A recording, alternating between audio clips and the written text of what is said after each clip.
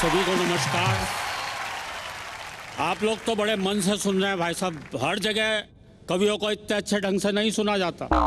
कहीं कहीं तो हमें ऐसे उखाड़ने वाले लोग मिलते हैं। कवि अपनी कविता की एक लाइन पढ़ता है, सुनने वाले इतने उस्ताद दूसरी लाइन अपनी तरफ से। बिल्कुल सच्चा किस्सा बता रहा हूँ। दिल्ली में मेरे पड़ोस में एक कवि सम्मेलन चल रहा था। एक नए नए कवि आए, आते ही उन्होंने कविता की एक लाइन पढ़ी। बोले, मेरी मम्मी ने कुत्ते का एक पिल्ला पाला। तभी श्रोताओं में से एक खड़ा हुआ, बोले, और उसे मंच पर छोड़ दिया। यह तालियां बजाने वाली बात नहीं थी, क्योंकि यह कविता मैंने नहीं सुनाई थी।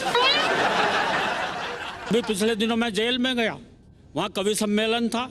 जेलर महोदय ने कवि सम्मेलन करवाया था और ये सोच के करवाया था कि शायद कैदियों की सजा में थोड़ी बहुत कमी रह गई है।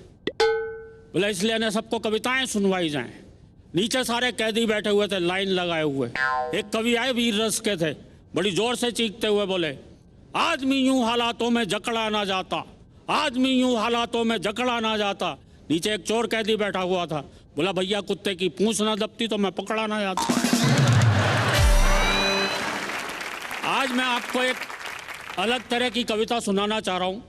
मैं आप सभी को हास्य रस की एक डरावनी कविता सुनाने जा रहा हूं। डरावनी इसलिए क्योंकि मेरी इस कविता में भूत प्रेत हैं।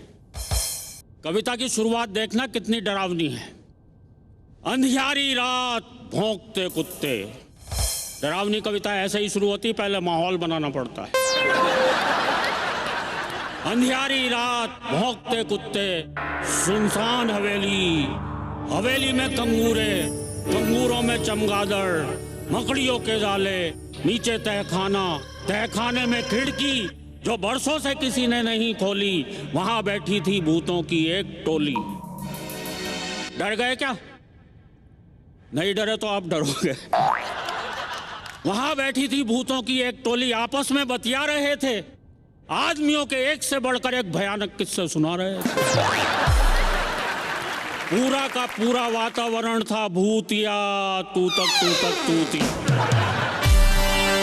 एक भूत ने दूसरे भूत से कहा, क्या सचमुच तुझे आदमी से डर नहीं लगता? दूसरा भूत बोला, नहीं यार, इस अंधविश्वास पर तो मैं विश्वास ही नहीं करता। और आदमी में विश्वास करने लायक है ही क्या? आज की दुनिया में तो आदमी ही आदमी का विश्वास नहीं करता। आज की दुनिया में तो आदमी ही आदमी का विश्वास नहीं करता, तो मैं क्यों करूं फालतू फंड में डरूं? दूसरा भूत बोला, नहीं यार, मैं तो बहुत डरता हूं। जब भी घर से बाहर निकलता हूं मनी मन हनुमान चालीसा जपता हूं।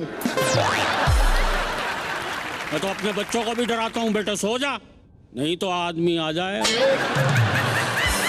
बेटा सो जा, नहीं तो आदमी आ जाएगा, तुझे खा जाएगा। बेचारे डर के मारे सो जाते हैं, खाना तक नहीं खाते हैं। एक बुजुर्ग भूत बोला, अबे ये कल रात ही शहर होकर आया है, इस पर जरूर किसी खतरनाक आदमी का साया है।